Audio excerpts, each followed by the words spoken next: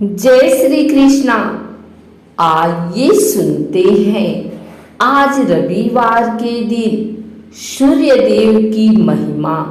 पौराणिक कथा के अनुसार भगवान श्री सूर्य समस्त जीव जगत के आत्म स्वरूप हैं। यही अखिल सृष्टि के आदि कारण हैं। इन्हीं से सबकी उत्पत्ति हुई है। पौराणिक संदर्भ में सूर्य देव की उत्पत्ति के अनेक प्रसंग प्राप्त होते हैं। यद्यपि उनमें वर्णित घटनाक्रमों में अंतर है, किंतु कई प्रसंग परस्पर मिलते जुलते हैं। सर्वाधिक प्रचलित मान्यता के अनुसार भगवान सूर्य महर्षि कश्यप के पुत्र हैं। वे महर्षि कश्यप की पत्नी अदिति के गर्भ से उत्पन्न हुए। अदिति के पुत्र होने के कारण उनका एक नाम आदित्य हुआ। पैतृक नाम के आधार पर वे कश्यप प्रसिद्ध हुए। संक्षेप में यह कथा इस प्रकार है। एक बार दैत्य दानवों ने मिलकर देवताओं को पराजित कर दिया। देवता घोर संकट में पड़कर इधर उधर भटकने लगे। देवमाता अदिति इस हार से दुखी होकर भगवान सूर्य की उपासना करने लगी। भगवान सूर्य प्रसन्न होकर अदिति के समझ प्रकट हुए। उन्होंने अदिति से कहा, देवी तुम चिंता का त्याग कर दो, मैं तुम्हारी इच्छा पूर्ण करूंगा तथा अपने 1000वें अंश से तुम्हारे उदर से प्रकट होकर तेरे पुत्रों की रक्षा करूंगा। इतना कहकर भगवान सूर्य अंतर ध्यान हो गए। कुछ समय के उपरांत देवी अदिति गर्भवती हुई। संतान के प्रति मोह और मंगल कामना से अदिति अनेक प्रकार के व्रत उपवास करने लगी। महर्षि कश्यप ने कहा, अदिति तुम गर्भवती हो, तुम्हें अपने शरीर को सुखी और पुष्ट रखना चाहिए, परंतु यह तुम्हारा कैसा विवेक है कि तुम व्रत उपवास के द्वारा अपने गर्भांड को ही नष्ट करने पर तुली हो। अदिति ने कहा, स्वामी आप चिंता न करें, मेरा गर्भ साक्षात सूर्य शक्ति का प्रसाद है, यह सदा विनाशी है। समय आने पर अदिति के गर्भ से भगवान सूर्य का प्राकट्य हुआ और बाद में वे देवताओं के नायक बने। उन्होंने देव शत्रु असुरों का संहार किया। भगवान सूर्य के परिवार की विस्तृत कथा भविष्य पुराण, मत्स्य पुराण, पद्म पुराण, ब्रह्म पुराण, मार्कंडेय पुराण तथा शाम पुराण में वर्णित है। ब्रह्मा, विष्णु, महेश आदि देवगणों का बिना साधना एवं भगवत कृपा के प्रत्यक्ष दर्शन होना संभव नहीं है। शास्त्र के आज्ञा अनुसार केवल भावना के द्वारा ही ध्यान और समाधि में उनका अनुभव हो पाता है, किंतु भगवान सूर्य नित्य सबको प्रत्यक्ष दर्शन देते हैं। इसलिए प्रत्यक्ष देव भगवान सूर्य की नित्य उपासना करनी चाहिए। वैदिक सूक्तों, पुराणों तथा आगमादि ग्रंथों में भगवान सूर्य की नित्य आराधना का निर्देश है। मंत्र महोदधि तथा विधाड़ों में भगवान सूर्य के 2 प्रकार के मंत्र मिलते हैं। प्रथम मंत्र ओम घृणी सूर्यादित्या तथा द्वितीय मंत्र ओम ह्रीं घृणी सूर्यादित्या श्री ह्रीं महालक्ष्मी प्रियच्छ। भगवान सूर्य के अर्घदान की विशेष महत्व है। प्रतिदिन प्रातः काल रक्त चंदनादि से मंडल बनाकर तथा ताम्र पात्र में जल, लाल चंदन, चावल, रक्त पुष्प और कुशादि रखकर सूर्य मंत्र का जप करते हुए भगवान सूर्य को अर्घ्य देना चाहिए।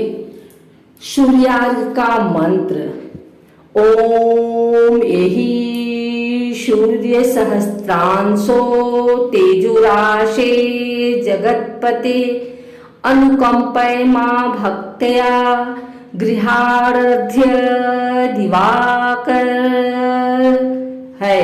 अर्घदान से प्रसन्न होकर भगवान सूर्य आयु, आरोग्य, धन धान्य, यश, विद्या, सौभाग्य, मुक्ति सब कुछ प्रदान करते हैं। भगवान विराट के नेत्र से जिनकी अभिव्यक्ति है, जो लोग लोचन के अधिदेवता हैं, जो उपासना करने पर समस्त रोगों, नेत्र दोषों, ग्रह पीड़ाओं को दूर करके उपासक की संपूर्ण कामनाओं को पूर्ण करते हैं। अनादिकाल से भारतीय कर्मनिष्ठ द्विजाति जिन्हें प्रतिदिन अपनी अधर्जलि निवेदित करते हैं, जो समस्त चराचर जगत के जीवनदाता और संपूर्ण प्राणियों के आराध्य हैं, उन ज्योतिघन जीवन, उष्णता और ज्ञान के स्वरूप भगवान सूर्य नारायण को हमारा सत सत नमन। दृश्य सूर्यमंडल उनका एक स्थूल निवास है। विश्व में कोटि कोटि सूर्यमंडल हैं। विज्ञान आकाश गंगा के प्रत्येक तारक को सूर्य कहता है। हमारे गगन की आकाश गंगा के पीछे कितने ही निहारिका मंडल हैं। सब आकाश गंगा हैं, सब सूर्यों से जगमगाती हैं। कोई नहीं जानता उनकी संख्या कितनी है। उन सब सूर्यों के अधिष्ठाता भगवान नारायण ही हैं। श्री सूर्य नारायण की प्रार्थना इसी रूप में आराधक करते हैं। महर्षि कश्यप लोक पिता हैं। उनकी पत्नी देव माता अदिति के गर्भ से भगवान विराट के नेत्रों से व्यक्त सूर्यदेव जगत में प्रकट हुए। सूर्यमंडल का दृश्य रूप भौतिक जगत में उनकी दीनी है। विश्वकर्मा की पुत्री संज्ञा से उनका परिणय हुआ।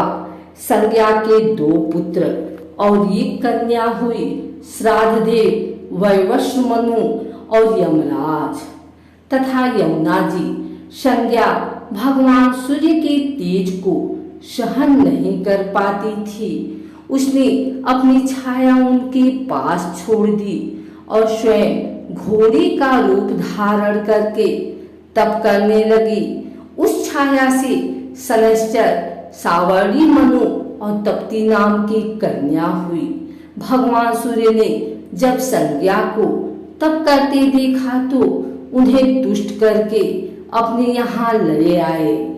संज्ञा के बढ़वा घोड़ी रूप से अश्विनी कुमार हुए। त्रेता में कपिराज सुग्रीव और द्वापर में महारथी कर्ण भगवान सूर्य के अंश से ही उत्पन्न हुए। पक्षीराज गरुड़ के बड़े भाई बिंतानंदन अरुण जी भगवान सूर्य के रथ को हाँकते हैं। रथ में 7 उज्जवल घोड़े जुटे हैं। अहर्निश यह रथ पूर्ण वेग से चलता रहता है। शौर्य सिद्धांत भी वस्तुतः सूर्य को गतिशील मानता है। भगवान के महान विद्वान अभी परस्पर इस संबंध में सहमत नहीं है। उनका अन्वेषण चल रहा है। नित्य नए सिद्धांत वहां बनते जा रहे हैं।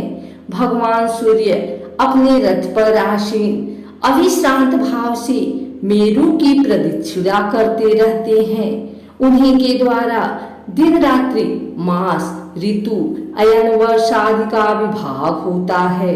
वहीं दिशाओं के भी विभाजक हैं। भगवान सूर्य की उपासना 12 महीनों में 12 नामों से होती है। उस समय उनके पार्षद भी परिवर्तित हो जाते हैं। इन पार्षदों में ऋषि, अप्सराएं, गंधर्व, राक्षस, भल और नाग हैं। ऋषि रथ से आगे चलते हुए भगवान की स्तुति करते हैं, गंधर्व गान करते हैं, अप्सराएं नाचती हैं, राक्षस रथ को पीछे से ठेलते हैं, भल रथ योजक बनते हैं और नाग रथ को ले चलते हैं। संध्या भगवान आदित्य की ही उपासना है और वह द्विजाति मात्र का एक अनिवार्य कर्तव्य है।